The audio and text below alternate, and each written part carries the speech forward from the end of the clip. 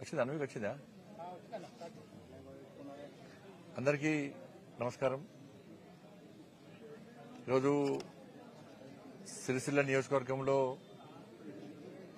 గంభీరావుపేట మండలంలో కేంద్ర ప్రభుత్వ నిధులతోని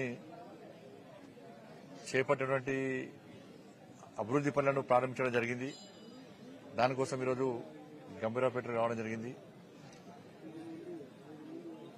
గతంలో ఈ మండల ప్రజలకు హామీ ఇచ్చిన విధంగా వాళ్ళ బర్నింగ్ ఇష్యూ ప్రతిరోజు ఇబ్బంది పడుతున్నటువంటి సమస్యలను గుర్తించి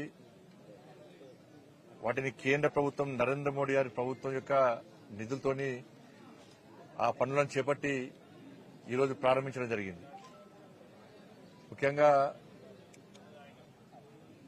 లింగన్నపేట నుంచి కొరుట్లపేట వరకు వయ్యా మల్లారెడ్డి పేట మీదుగా 15 కోట్ల రూపాయలు విలువ చేసినటువంటి 15 కోట్ల రూపాయలతో నిర్మించినటువంటి రోడ్డు నిర్మాణాన్ని ఈరోజు ప్రారంభించడం జరిగింది. దాంతోపాటు గంభీరావుపేట మల్లారెడ్డిపేట మీదుగా 8 కోట్ల 60 లక్షలతోని బ్రిడ్జ్ నిర్మాణం కూడా చేపట్టడం జరిగింది. గతంలో గంభీరావుపేట నుంచి మల్లారెడ్డిపేట రావాలంటే లింగన్నపేట తిరిగి వచ్చేటువంటి అవకాశం ఉండే. అక్కడ కూడా చాలా సందర్భాల్లో ఇబ్బంది పడ్డారు ప్రజలు. దాన్ని గుర్తించిన తర్వాతనే ఇక్కడ ప్రజల యొక్క కోరిక మేరకు ఇవాళ పీఎంజేఎస్వై కింద 8 కోట్ల 60 లక్షలతోని ఈరోజు బ్రిడ్జ్ నిర్మాణం చేపట్టడం జరిగింది. దాదాపు 23-24 కోట్ల రూపాయలతోని ఈరోజు ఈ మండలంలో అభివృద్ది కార్యక్రమాలను కేంద్ర ప్రభుత్వ నిధులతోని చేపట్టడం జరిగింది. రోడ్డేమో సిఆర్ఎఫ్ సెంట్రల్ రోడ్ ఫండ్స్, ఇదేమో పీఎంజేఎస్వై. ఈ రెండు నిధులను కూడా ఈ మండలానికి కేటాయించడం జరిగింది. గతంలో కూడా సిరిసిల్ల నియోజకవర్గానికి కేంద్ర ప్రభుత్వము అనేక నిధులు ఇచ్చింది. కానీ చాలా మంది కూడా వాళ్ళ నిధులుగా చెప్పుకునే ప్రయత్నం చేశారు. ప్రారంభోత్సవాలు కూడా వాళ్ళే చేసేటోళ్ళు, కనీసం మోడీ గారి పేరు ఇక్కడ ఇప్పేటోళ్ళు కాదు. కానీ ఈ తెలంగాణ రాష్ట్ర అభివృద్దికి వచ్చే నిధులను కూడా కేంద్ర ప్రభుత్వానియే. కానీ రాష్ట్ర ప్రభుత్వానికి కేంద్రం ఎప్పుడు సహకరిస్తున్నది, ఇంకా సహకరించడానికి సిద్దంగా ఉంది. నరేంద్ర మోడీ ప్రభుత్వానికి, ఎన్డీఏ ప్రభుత్వానికి రాజకీయాలు ముఖ్యం కాదు, ఈ దేశ అభివృద్ది ముఖ్యం. ఈ దేశంలో అంతర్భాగమైనటువంటి తెలంగాణ రాష్ట్ర అభివృద్ది కూడా ముఖ్యమే. కానీ దురదృష్టవశాత్తు ఇక్కడ రాజకీయ వైషమ్యాలతోని, రాజకీయ విమర్శలతోని గత ప్రభుత్వం ఏ విధంగా కేంద్ర ప్రభుత్వానికి దూరమై తెలంగాణ రాష్ట్రాన్ని అధోగతి పాలు చేసిందో, ఇప్పుడున్న కాంగ్రెస్ పార్టీ ప్రభుత్వం కూడా కేంద్రం మీద, ప్రధానమంత్రి మీద ఇష్టానుసారంగా వ్యాఖ్యలు చేస్తూ, లేనిపోని విమర్శలు చేస్తూ, రాజకీయ వైషమ్యాలు సృష్టించి అభివృద్దిని జరగకుండా చూసే ప్రయత్నం సాక్షాత్తు రాష్ట్రంలో తెలంగాణ రాష్ట్ర ప్రభుత్వమే చేస్తా ఉన్నది. ప్రభుత్వం ఏర్పడిన తర్వాత రాజకీయాలు పక్కబెట్టి వాళ్ళని నమ్మి గెలిపించిన ప్రజలకు, నమ్మి ఓట్లేసిన తెలంగాణ రాష్ట్రాన్ని అభివృద్ది చేయడమే లక్ష్యంగా పనిచేయాలి ఏ ప్రభుత్వమైనా కూడా. కానీ పేరు ప్రఖ్యాతుల కోసము, రాజకీయాల కోసం తెలంగాణ ప్రజలకు అన్యాయం చేసే విధంగా, తెలంగాణలో అభివృద్ది జరగకుండా మొండి పట్టుకుపోయి షో పాలిటిక్స్ చేస్తుంది తెలంగాణ రాష్ట్ర ప్రభుత్వం. నేను మొట్టమొదటి తెలంగాణ రాష్ట్రంలో కాంగ్రెస్ పార్టీ ప్రభుత్వం ఏర్పడిన తర్వాత విజ్ఞప్తి చేసినాను, దయచేసి విమర్శలకు పోకండి, పగలు పట్టింపులకు అవకాశం ఇవ్వకండి. మంచి ఆలోచనతో కేంద్ర ప్రభుత్వంతో ఒక సానుకూల వాతావరణాన్ని ఏర్పరచుకునే ప్రయత్నం చేయండి. కేంద్రం సహకరించడానికి సిద్దంగా ఉంది. గతంలో బీఆర్ఎస్ పార్టీ ప్రభుత్వం ఏ విధంగా తెలంగాణ రాష్ట్రంలో అభివృద్ది జరగకుండా ఏ విధంగా అడ్డుకున్నదో మీరు ఆ పందాన్ని కొనసాగించకండి. ఇట్లా విజ్ఞప్తి చేస్తే ఫస్ట్ స్టార్టింగ్ లో 1-2 నెలలు మంచిగా ఉన్నారు, బుద్ధిమంతులకు ఉన్నారు. ఈ 1-2 నెలల తర్వాత స్టార్ట్ చేసి ఒక ప్రధానమంత్రి స్థాయిని చూడకుండా కూడా ఇష్టానుసారంగా వ్యాఖ్యలు చేస్తారు మంత్రులు, ఎమ్మెల్యేలు, కాంగ్రెస్ పార్టీ నాయకులు. ఇది మంచి పద్ధతి కాదు. కేంద్రం సహకరించడానికి సిద్ధంగా ఉన్నప్పుడు మీరు కూడా దానికి సిద్దమే రావాలి.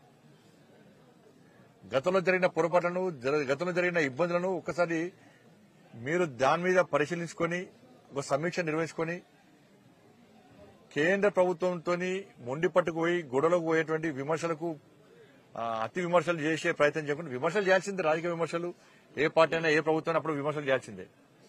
కానీ మితిమీరి విమర్శలు చేసి పార్టీల మధ్య తీసుకొస్తే ఇది తెలంగాణ రాష్ట్ర ప్రజలకు అన్యాయం జరిగేటువంటి ప్రమాదం ఉంది. మాకు రాజకీయాలు ముఖ్యం కాదు, మాకు తెలంగాణ రాష్ట్ర అభివృద్ధి ముఖ్యం.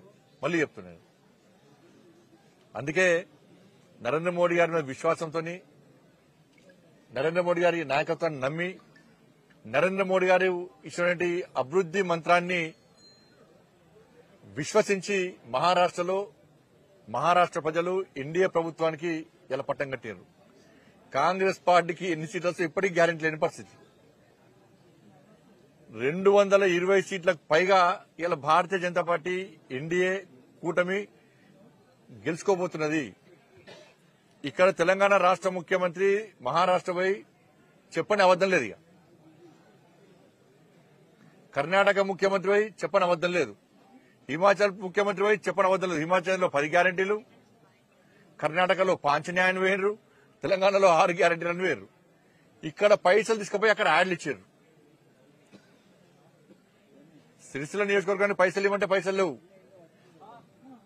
కానీ పోయి అక్కడ యాడ్లు ఇచ్చారు. తెలంగాణ పైసలు తీసుకుపోయి అక్కడ యాడ్. గతంలో కేసీఆర్ ఏం చేసిండు? తెలంగాణ పైసలు పంజాబ్ లో చెక్కులు ఇచ్చిండు రైతులకు. ఇక్కడ రైతులను ఒక్క రూపాయి ఇయ్యలే, పోయి రైతు ఒక పంజాబ్ రైతులకు ఇచ్చేసిండు. ఫస్ట్ చలం చెక్కులు ఇచ్చిండు, మళ్ళీ ఏం చేసిండు? మరి ఇప్పుడు ఏమైనా తెలియదు. అవి ఆయన కూడా దేశవ్యాప్తంగా యాడ్లు ఇచ్చేయండు పైసలు తీసుకుపోయి. ఉన్న పైసలు వాళ్ళ సొంత ప్రచారానికి పెడుతున్నారు తప్ప దాన్ని ప్రజా సంక్షేమానికి మాత్రం ఉపయోగించే ప్రయత్నం చేస్తలేరు. అవి కూడా అబద్దాలు ప్రచారం చేస్తున్నారు.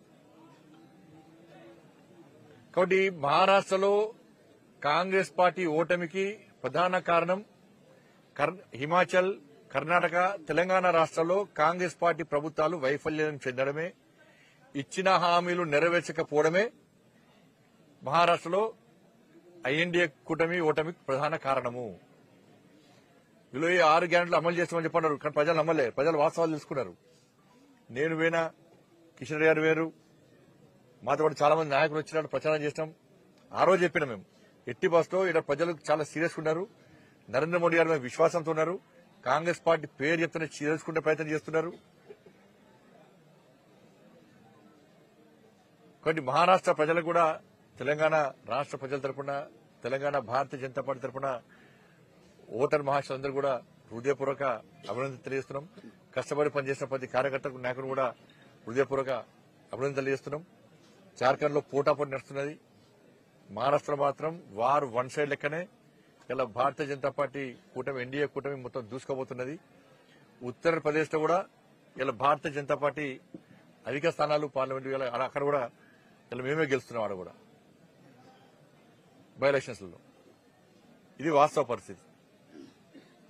అందరికి ధన్యవాదాలు మేడం.